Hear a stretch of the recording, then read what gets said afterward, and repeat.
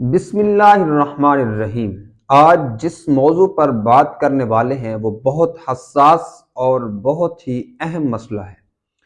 وہ یہ بہت پوچھا جانے والا سوال بھی ہے، کیا کہ وضو سنت سے شروع ہوتا ہے یا فرض سے؟ دیکھیں، فرض سے ہی وضو شروع ہوتا ہے، کیونکہ اسلام میں فرض کا درجہ، فرض کی اہمیت ہمیشہ سنت سے زیادہ ہے۔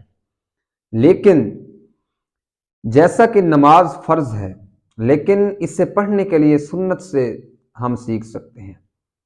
آپ صلی اللہ علیہ وسلم کی سنت پر عمل کر کے ہی ہم نماز سیکھ سکتے ہیں، فرض پڑھنا سیکھ سکتے ہیں۔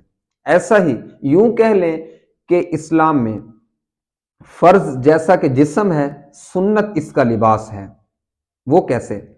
جیسے ہم ہاتھ دھوئیں گے وضو میں تو ہمیں پانی کے رنگ کا پتہ چل جائے گا، اس کے بعد جب ہم کلی کریں گے تو ہمیں پانی کے ذائقے کا پتہ چل جائے گا، اس کے بعد جب ہم ناک میں پانی ڈالیں گے تو ہمیں پانی کی سمیل کا پتہ چل جائے گا، کہیں پانی بدبودار تو نہیں۔ یہ سنت حکمت، ہر چیز میں آپ صلی اللہ علیہ وسلم کی سنت میں حکمت عملی ہے۔ یہ سنتیں ہوں گی، اب فرض کی طرف چلتے ہیں۔ وضو کے جیسا کہ آپ جانتے ہیں 4 فرض ہیں۔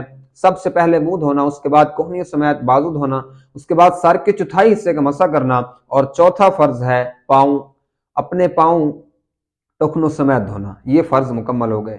اس لیے ایسی اچھی ویڈیوز کے لیے میرے چینل کو سبسکرائب کرنا نہ بھولیے گا، اور اپنی رائے کمنٹ سیکشن میں ضرور دیجیے گا۔